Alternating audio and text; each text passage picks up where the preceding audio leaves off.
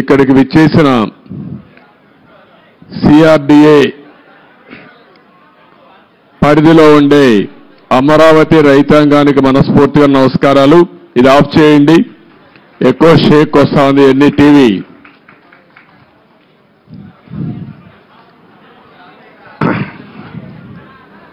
రైతులందరికీ కూడా మనస్ఫూర్తిగా నమస్కారాలు. ఈరోజు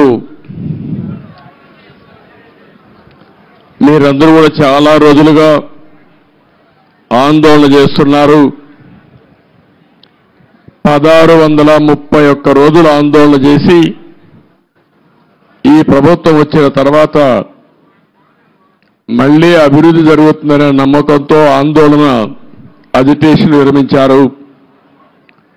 ఇది ప్రపంచంలో ఒక చరిత్ర. ఒక రాజధాని కోసం, అమరావతి కోసం అభినందనలు.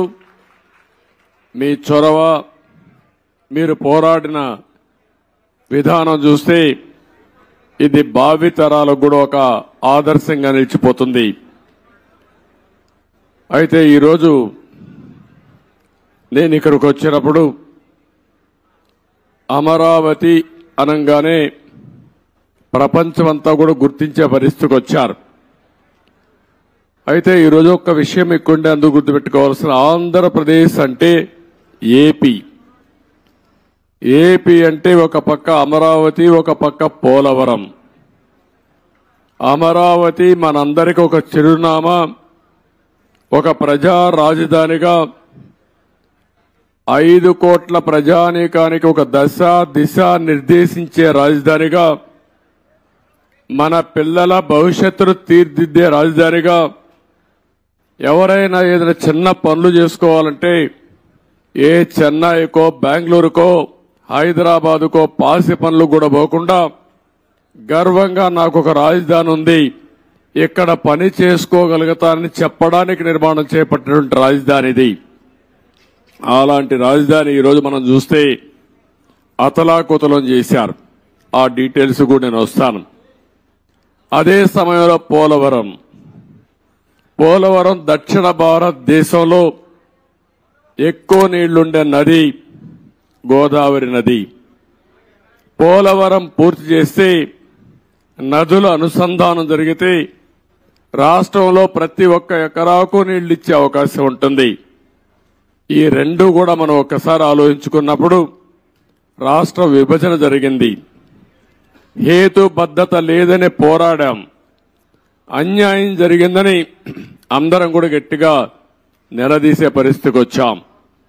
ఆ సందర్భంలో ఒక ఆర్థిక నగరమైనటువంటి హైదరాబాద్ నగరం తెలంగాణ రాష్ట్రానికి వెళ్తుంది కాబట్టి మళ్లీ ఇక్కడ ఒక నగరం కట్టుకోవాలంటే దీనికి తోడ్పాటు ఇస్తామని, ఇంకొక పక్క పోలవరాన్ని పూర్తి చేస్తే ఈ రాష్ట్రానికి కొంతవరకు వెసులుబాటు వస్తుందనే ఉద్దేశంతోనే ఈ రెంటికి కూడా విభజన చట్టంలోనే ప్రత్యేకంగా మెన్షన్ చేస్తూ ఒక పక్క పోలవరాన్ని జాతీయ ప్రాజెక్టుగా, అమరావతికి ఆర్థిక సహాయం చేయడానికి ముందుకొచ్చారు. అయితే ఈరోజు మనం చూస్తా ఉంటే రెండు కూడా ఈరోజు రాష్ట్రంలో ఉండే 5 కోట్ల ప్రజలను ఓటే నేను కోరుతున్నా. ఈరోజు ఏదైతే మాకు ఓట్లు వేశారు ఇది ఒక హిస్టారికల్ విక్టరీ. చరిత్రలో నేను 45 సంవత్సరాలుగా చూశాను కానీ ఆంధ్రప్రదేశ్ రాష్ట్రం ఏర్పడిన తర్వాత భారతదేశ చరిత్రలో కూడా ఇంత పెద్ద విక్టరీ ఎప్పుడూ రాలేదు. ఒక్క మాటలో చెప్పాలంటే వన్ సైడెడ్ గా ఇలాంటి ముఖ్యమంత్రి పనికి రాడు, ఇతను అవసరం లేదని తీర్పిచ్చి బ్రహ్మాండంగా ప్రజలు ముందుకొచ్చారు. 95,000 మెజారిటీ ఒక నియోజకవర్గంలో, 11 సీట్లు కూడా రాలా వీళ్లకు. అంటే దీన్ని బట్టి అర్థమవుతుంది ప్రజలు ఎంత వ్యతిరేకంగా ఉన్నారో. దుష్ట పరిపాలన అనడానికి దీనికంటే వేరే తార్కాణం అవసరం లేదు. కానీ మమ్మల్ని గెలిపించారు. అంతటితోనే రాష్ట్రంలో ఉండే ప్రజల యొక్క బాధ్యత అయిపోలేదు. ఆ విషయం నేను గుర్తు చేయదలుచుకున్నాను. అనునిత్యం మీరు ఆలోచించాల్సిన అవసరం ఉంది. రాజకీయాలకు పనికిరాని వ్యక్తి, ముఖ్యమంత్రికి అర్హత లేని వ్యక్తి ఆ పదవి వస్తే ఏం చేస్తాడో 5 సంవత్సరాలు మనం చూశాం. ఈరోజు పోలవరం గాని అమరావతి గాని వ్యక్తిగత సంపద కాదు. ఏ ఒక్క వ్యక్తికో, ఏ ఒక్క వర్గానికో, ఏ ఒక్క ప్రాంతానికో పరిమితమైంది కాదు. కానీ ఇది ఒక సంపద కేంద్రం. ఒక సంపద సృష్టిస్తే అది సమాజానికి పనికొస్తుంది. అదే సమయంలో వ్యక్తులు బాగుపడతారు, ప్రభుత్వానికి ఆదాయం పెరుగుతుంది. ప్రభుత్వ ఆదాయం పెరిగితే సంక్షేమ కార్యక్రమాలు చేసేందుకు అవకాశం ఉంటుంది. అదే మరి ప్రజలందరినీ సాధికార వైపు ముందుకు తీసుకుపోయే అవకాశం ఉంటుంది. రెండోది పోలవరం గాని పూర్తి చేసుంటే అది కూడా గవర్నమెంట్ డబ్బులు, అవి సెంట్రల్ గవర్నమెంట్ డబ్బులు. దాన్ని పూర్తి చేస్తే మనం గాని కొంత నదుల అనుసంధానం చేసుకుంటే రాష్ట్రంలో ప్రతి ఒక్క ఎకరాకు నీళ్లు ఇవ్వగలిగితే రాయలసీమ రాళ్లసీమ కాదు, రతనాల సీమగా తయారు చేసే అవకాశం వస్తుంది. హార్టికల్చర్కు ప్రాధాన్యత ఇచ్చే అవకాశాలుంటాయి. మొన్నే పోలవరం పోయొచ్చాను. నా ఆవేదన చెప్పాను. కొన్ని వందల సార్లు వర్చువల్ రివ్యూ చేశాను.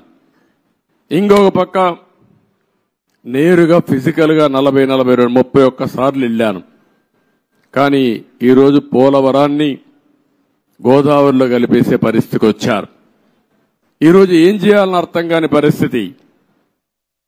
ఏం చేయాలన్న 4-5 సంవత్సరాలు ఖర్చులు కూడా డబుల్ అయిపోయే పరిస్థితికి వచ్చింది. ఒక వ్యక్తి యొక్క మూర్ఖత్వం వల్ల, ఒక పోలవరం వల్ల రాష్ట్రానికి ఒక వరంగా ఉండవలసిన పోలవరం ఈరోజు ఒక శాపంగా మారిపోయే పరిస్థితి వచ్చింది. అది నేను మొన్నే మాట్లాడాను, మళ్ళీ నేను మాట్లాడతాను. ఈరోజు అమరావతికి వస్తే మొట్టమొదటిసారిగా మీరు చూశారు, నేను నేరుగా ప్రజావేదిక దగ్గర వెళ్ళాను. ఎవరైనా ముఖ్యమంత్రి అయితే జరిగేదంతా కూడా ఒక మంచి కార్యక్రమంతో ప్రజల్ని మెప్పు తెచ్చుకోవడం కోసం పనిచేస్తారు. ప్రజావేదిక కూల్చి అక్కడి నుంచి పరిపాలన ప్రారంభించాడు. అక్కడి నుంచి నేను నేరుగా వచ్చాను. ఏదైతే ఆనాడు ప్రధానమంత్రి నరేంద్ర మోడీ గారు అమరావతికి ఫౌండేషన్ వేశారు, అక్కడ మీరు చూస్తే ఒక బాధ, ఆవేదన.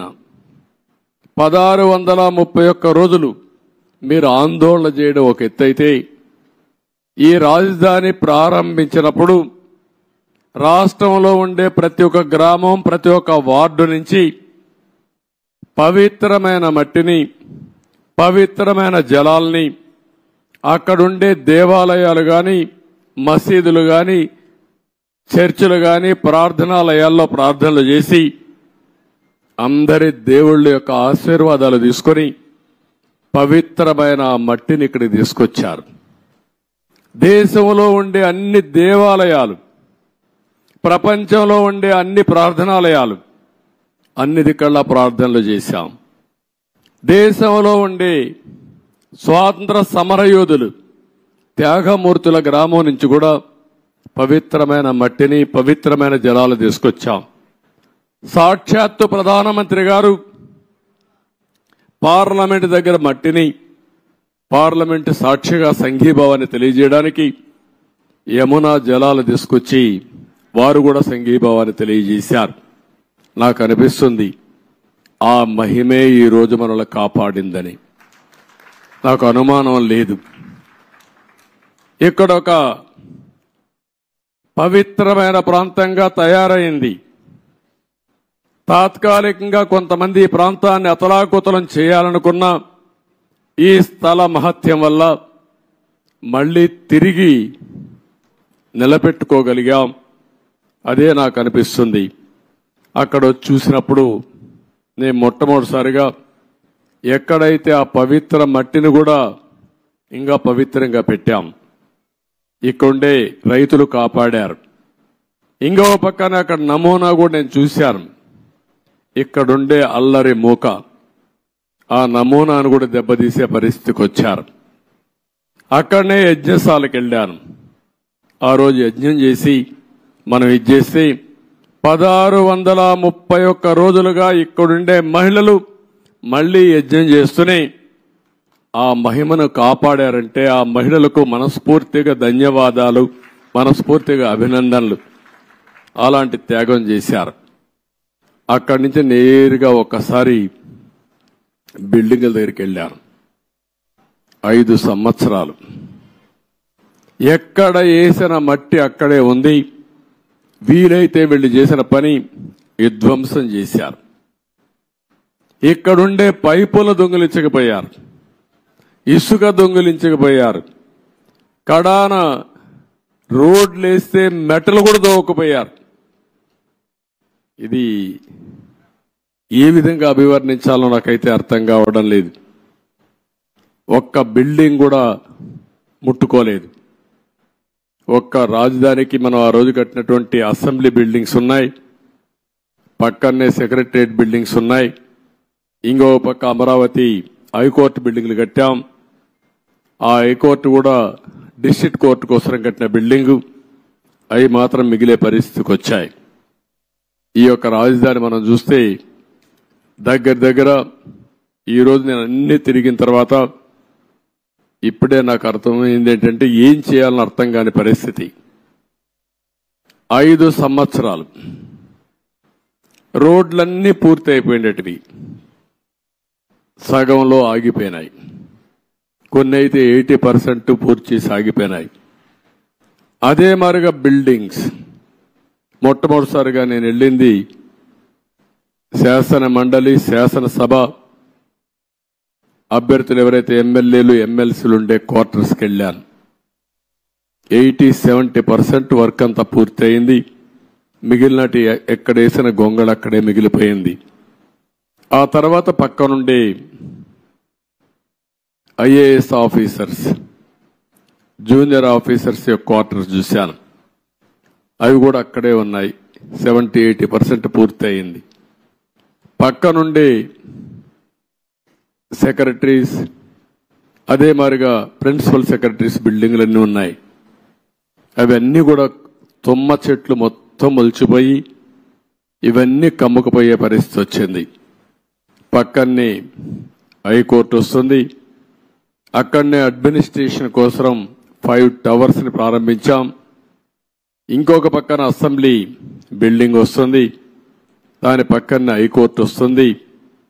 అక్కడనే జడ్జెస్ బంగ్లాలు వస్తాయి, పక్కనే ఎమ్మెల్యేలు, మినిస్టర్స్ బంగ్లాలు వస్తాయి.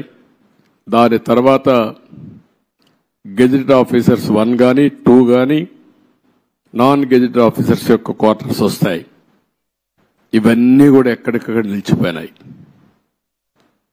రోడ్లు కూడా అధ్వానంగా ఉన్నాయి. చాలా బాధాకరమైన సిచ్యువేషన్. రాష్ట్రంలో ఉండే ప్రజలందరూ అర్థం చేసుకోవాల్సింది ఈ విధంగా ఉండవలసిన రాజధాని.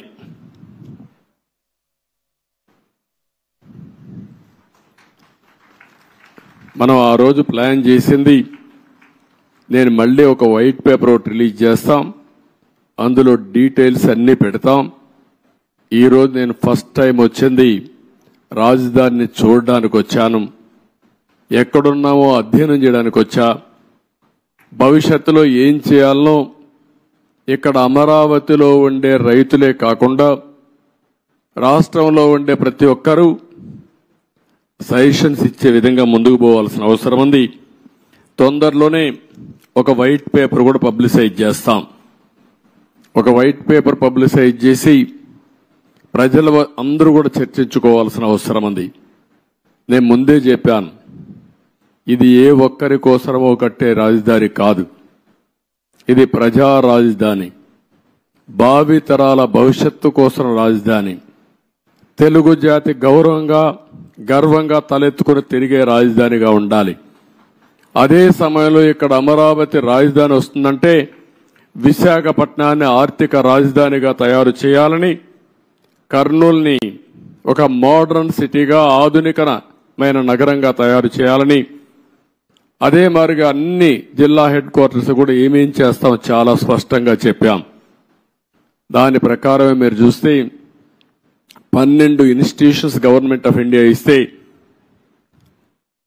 కర్నూలులో IIT పెట్టాం, అక్కడనే ఉర్దూ యూనివర్సిటీ పెట్టాం, అనంతపూర్లో సెంట్రల్ యూనివర్సిటీ పెట్టాం, తిరుపతిలో ఐజర్ గాని అదే వారికి IIT గాని పెట్టాం, ఇంకో పక్క విశాఖపట్నంలో IIM పెట్టాం, తాడేపల్లిగూడెంలో NIIT పెట్టాం, మంగళగిరిలో all India institute of medical science పెట్టాం, ఇంకొక పక్కన ఒంగోలులో IIT పెట్టాం. ఈ విధంగా అన్ని విజయనగరంలో ట్రైబల్ యూనివర్సిటీ పెట్టాం. అన్ని ప్రాంతాల అభివృద్ధి కోసం, సమగ్ర అభివృద్ధి కోసం ఆ రోజే చాలా స్పష్టమైన విధానాన్ని ప్రకటించాం. ఈ రోజు మనం చూస్తే ఏది జరిగే పరిస్థితి లేకుండా పోయింది. నేను అందుకనే ఈరోజు డీటెయిల్స్ పోవడం లేదు, బ్రాడ్గా మీ అందరికీ ఒక ఐడియా ఇస్తున్నాను. డీటెయిల్స్ అన్ని కూడా వైట్ పేపర్లో వస్తాయి. అయితే బాధ ఏంటంటే ఈ రాజధాని పైన బురజల్లే ప్రయత్నం చేశారు, నిత్యం విష ప్రచారం చేశారు, అమరావతిని బ్రాండ్ దెబ్బతీయడానికి ప్రయత్నం చేశారు. శివరామకృష్ణ కమిటీ చాలా స్పష్టంగా సెంట్రల్ ప్లేస్ లో ఎక్కడైనా పెట్టండి అని చెప్పారు. అంటే ఇది 12 పార్లమెంట్లు ఒక పక్క వస్తాయి, ఇంకొక పక్క 12 పార్లమెంట్లు వస్తాయి. గుంటూరు సెంట్రల్లో ఉంటుంది. ఎలిమెంటరీ స్కూల్ చదివే పిల్లవాడిని చెప్పినా ఎక్కడ మీ రాజధాని ఉండాలంటే ఈ ప్రాంతమని మ్యాప్లో చూపించే విధానం ఇది. అందుకే అమరావతిని పెడితే దానిపైన మాట్లాడారు. ఇంకొక పక్కన మీరందరూ చూస్తే చాలా వరకు ఇన్సైడర్ ట్రేడింగ్ అన్నారు. ఇంకొక పక్కన స్విచ్ ఛాలెంజ్ని అవహేళన చేశారు. విషయం చెప్పి సింగపూర్ లాంటి కన్సార్టియంని తరిమేసే పరిస్థితికి వచ్చారు. One of the best Norman faster అనే కన్సల్టెంట్ ని లేకుండా పంపించేసే పరిస్థితికి వచ్చారు. 3 రాజధానులు అన్నారు, 3 ముక్కలాట ఆడారు. కడాన 5 సంవత్సరాల తర్వాత 10 సంవత్సరాల తర్వాత మీ రాజధాని ఏదంటే చెప్పుకోలేని పరిస్థితి, దుస్థితిలో మనం నెట్టేసే పరిస్థితికి వచ్చారు. డబ్బులు ఎక్కడున్నాయన్నారు. ఆ రోజు కూడా ఇక్కడుండే రైతాంగం యొక్క స్ఫూర్తిని మీరు చూస్తే దగ్గర రైతులు ఇచ్చిన భూమే కాకుండా ఇక్కడుండే గవర్నమెంట్ భూములు అన్ని కలుపుకుంటే 55,000 ఎకరాలు సేకరించింది ఆనాటి ప్రభుత్వం. దగ్గర 29,000 మంది రైతులు ఒక్కరు కూడా కోర్టుకు పోకుండా స్వచ్ఛందంగా ముందుకొచ్చి మేము రాజధానికి ఇస్తాం, మాకు ఒక ప్యాకేజ్ ఇమ్మని ముందుకొచ్చారంటే ప్రపంచానికి ఆదర్శం ఇది. ఒక ల్యాండ్ కొనాలంటే, లేకుంటే ఒక చిన్న ఇరిగేషన్ ప్రాజెక్ట్ కట్టాలన్నా, లేకుంటే ఒక మంచి పనికి ఒక దేవాలయం కట్టాలన్నా భూమి ఇవ్వని ఈ రోజుల్లో ఇక్కడుండే రైతాంగం ముందుకొచ్చి స్వచ్ఛందంగా భూమి ఇస్తే దానికి ఎన్ని అపవాదులు వేయాలని అపవాదులు వేశారు. ఇక్కడుండే రైతాంగాన్ని ఎన్ని ఇబ్బందులు పెట్టాలని ఇబ్బందులు పెట్టారు. ఇంకొక పక్కన ఇక్కడుండే కామన్ ఇన్ఫ్రాస్ట్రక్చర్ అంతటికి ఉపయోగించుకుని రోడ్లు కానీ, గవర్నమెంట్ బిల్డింగ్లు కానీ, పబ్లిక్ పర్పసెస్ కానీ అన్నిటికీ ఉపయోగించుకున్న తర్వాత కొంత భూమి మిగులుతుంది. దాన్ని అమ్మితే ఇక్కడ రాజధాని కట్టుకునే అవకాశం వస్తుంది. దానికి కూడా ఎన్ని చేయాలని చేసే పరిస్థితికి వచ్చారు. నేను మొట్టమొదటి నుంచి కూడా చెప్పాను, సెల్ఫ్ ఫైనాన్సింగ్ ప్రాజెక్ట్ అని. ఇక్కడొచ్చే ఆదాయమే ఈ అమరావతి నిర్మాణానికి సరిపోతుంది. ఎప్పటికప్పుడు కన్స్ట్రక్షన్ కానీ, అదే మాదిరిగా ఆర్థిక కార్యక్రమాలు ఇక్కడ జరిగితే దానివల్ల ప్రభుత్వానికి ఆదాయం వస్తుంది. ఆ ఆదాయంతో సంక్షేమ కార్యక్రమాలు పెద్ద ఎత్తున చేసుకునే వెసులుబాటు వస్తుందని కూడా చెప్పాం. ఏది చెప్పినా ఒక దురుద్దేశంతో పెట్టుకుని ఈ రాజధానిని పూర్తిగా నిర్వీర్యం చేశారు, అపహాస్యం చేశారు, విధ్వంసం చేశారని చెప్పి కూడా నేను మీకు తెలియజేస్తున్నా. ఇది ఈరోజు నేను చూసిన బ్రాడ్గా ఉండే విషయాలు. మీడియా మొత్తం బిల్డింగ్స్ అన్ని చూశారు, బూజు పట్టిపోయినాయి, కొన్ని డోర్స్ అన్ని పోయినాయి, కొన్ని అయితే ఎరగొట్టారు, విధ్వంసం చేశారు.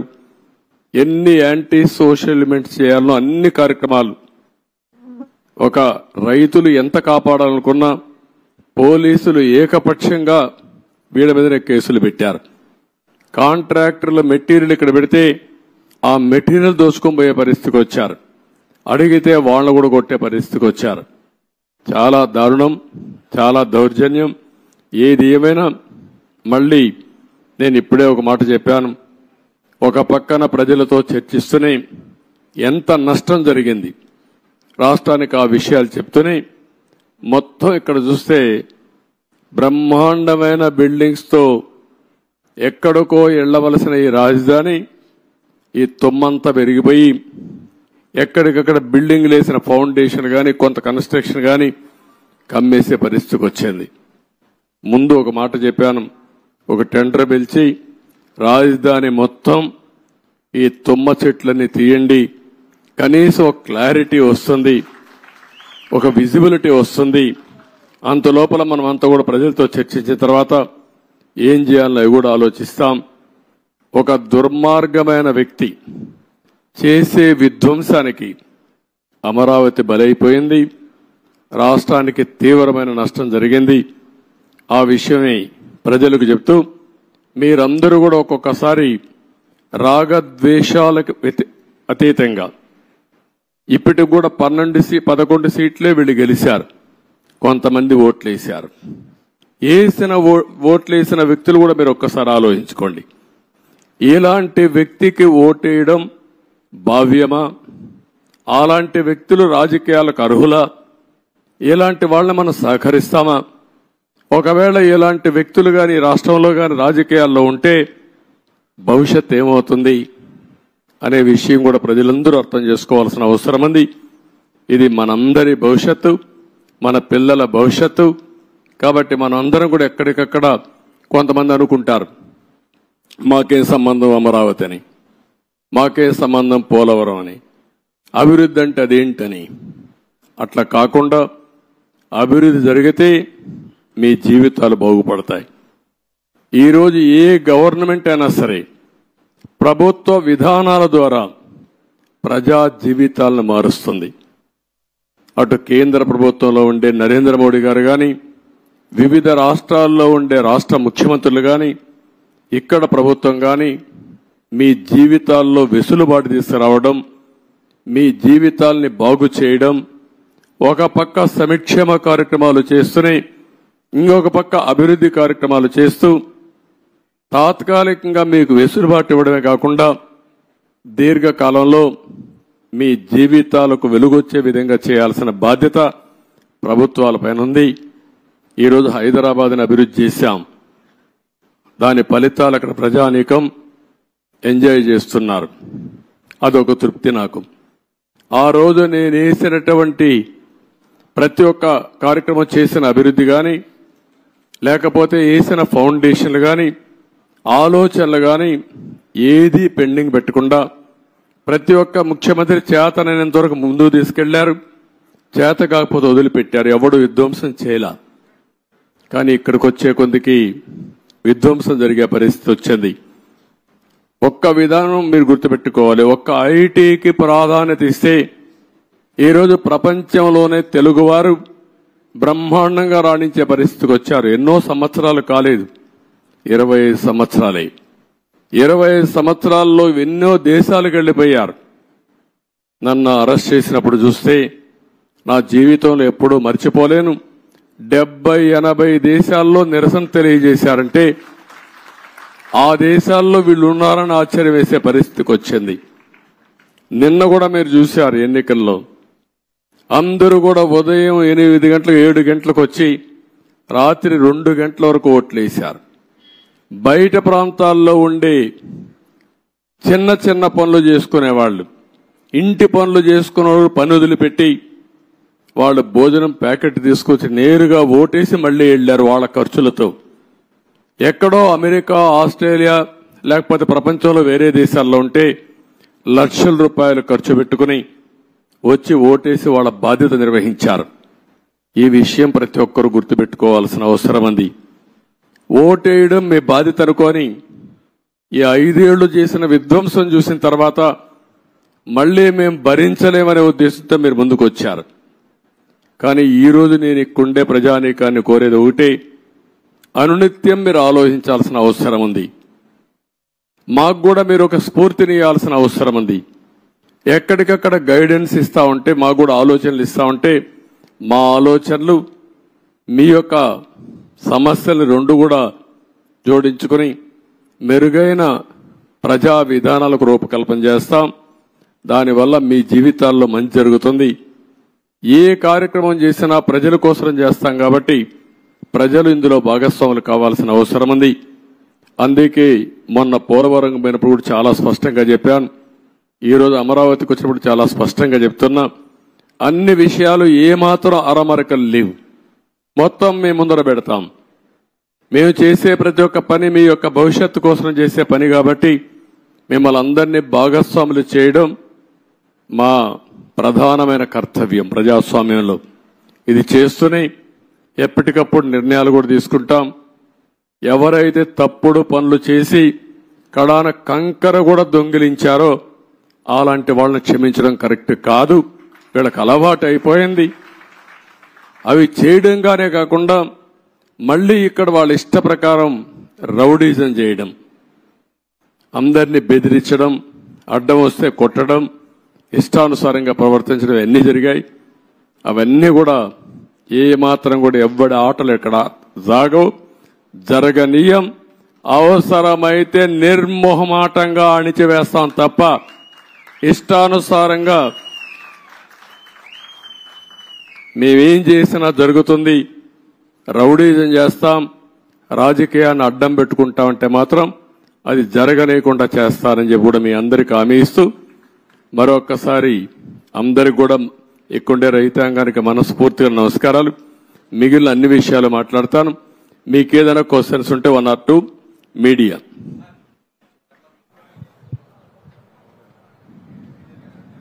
చెప్పండి.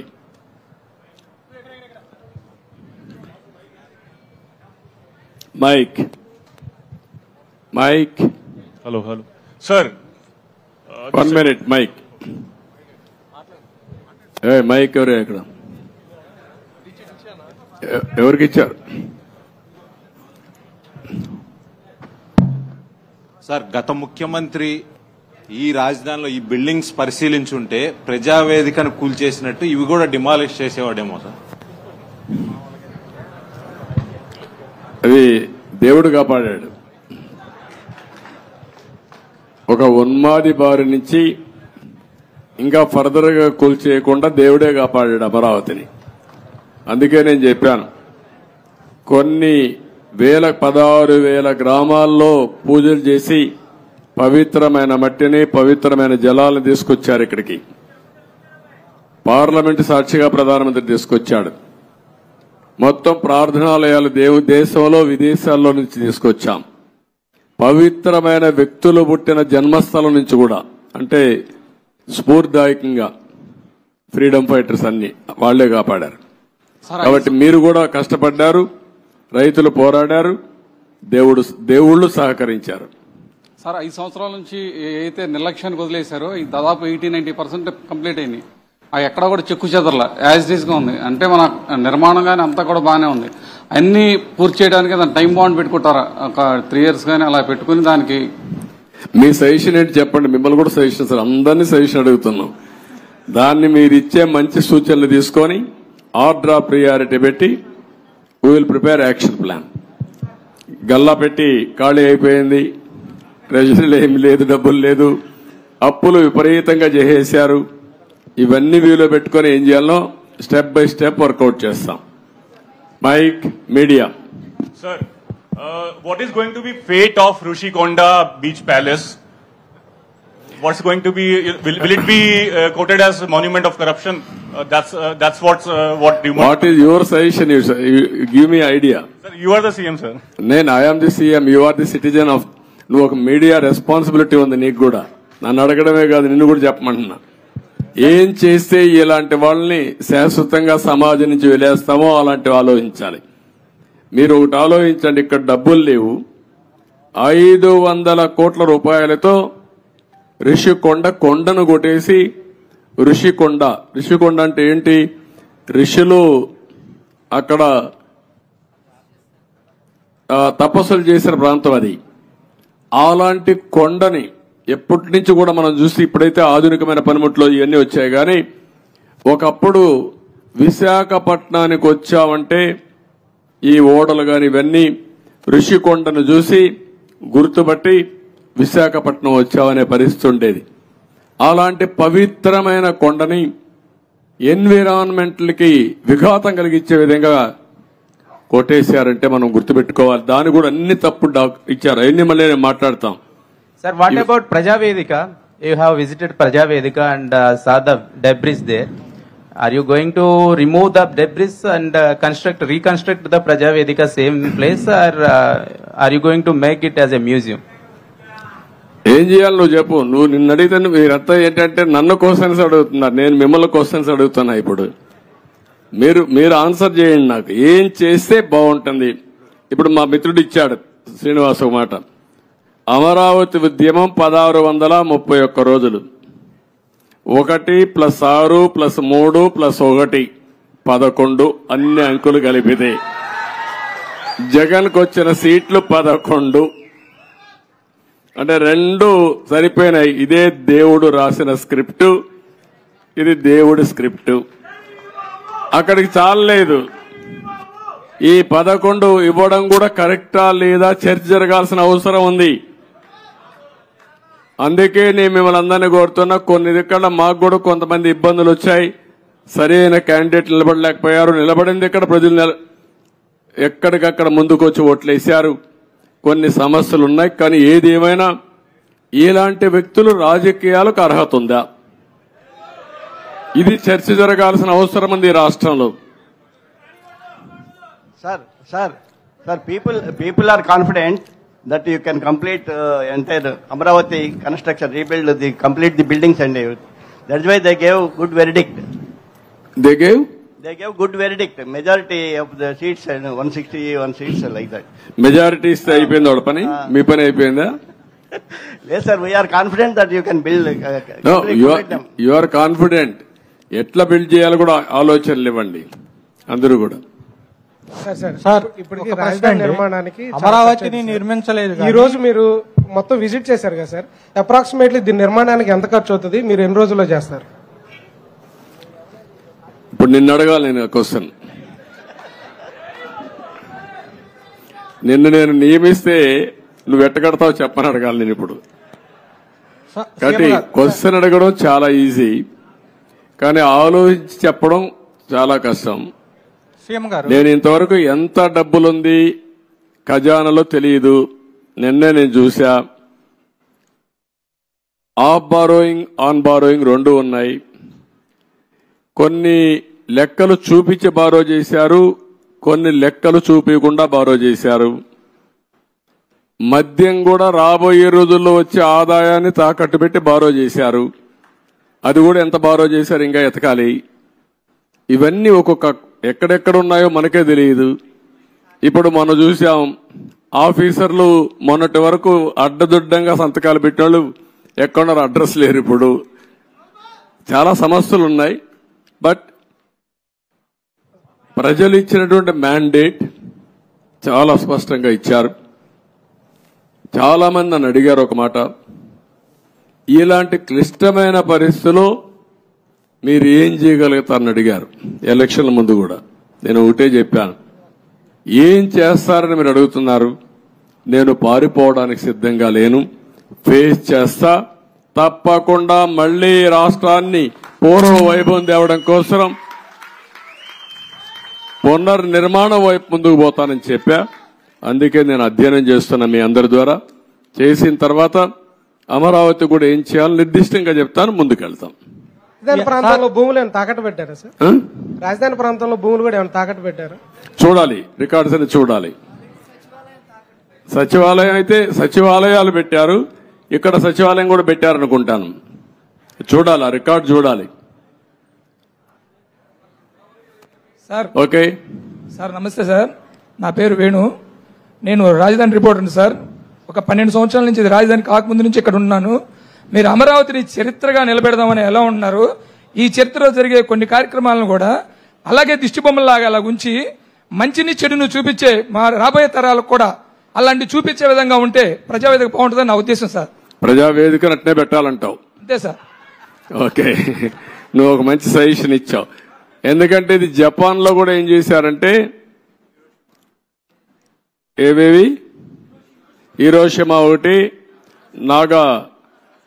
నాగసాకి అనుకోండి, నాగసాకి 2 సెకండ్ వరల్డ్ వార్లో మొత్తం బాంబులేసి మొత్తం డివాస్టేషన్ జరిగితే కొన్ని డికేడ్స్ అక్కడ పుట్టిన వాళ్ళు కుంటిగా గుడ్డిగా పుట్టారు, పంటలు కూడా రాలేదు, భూములు కూడా ఇది అయిపోయినాయి.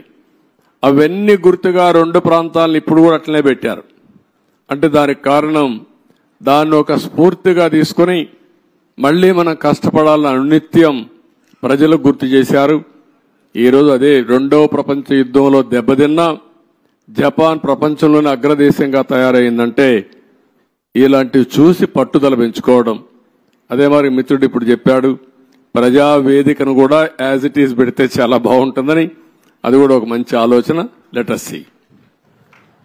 ఓకే,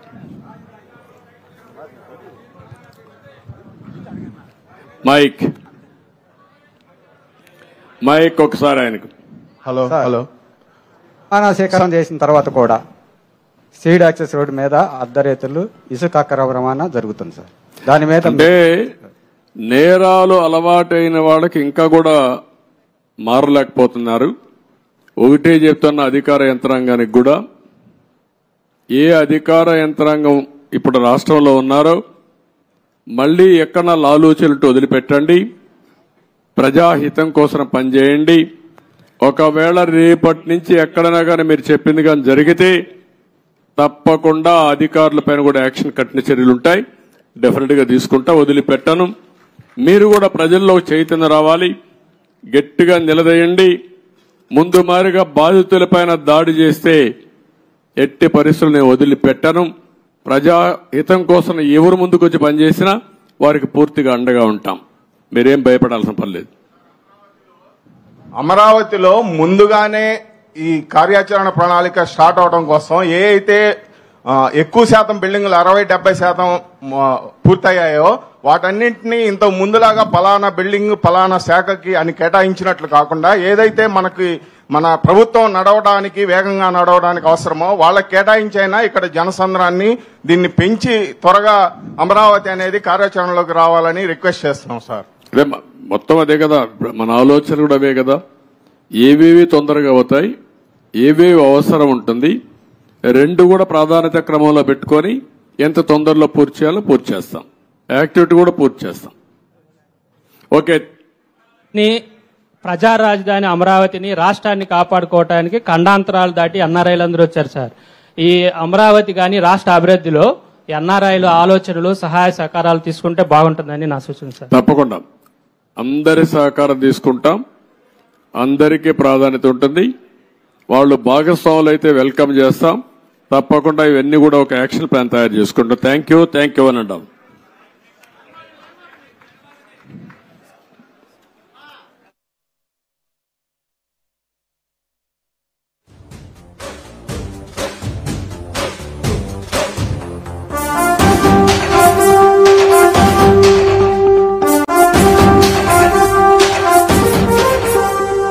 గట్టెక్కించే నాయకుడిప్పుడు ఒకటే జాతికి ప్రగతిని తెచ్చే పాలకుడిప్పుడు అతడే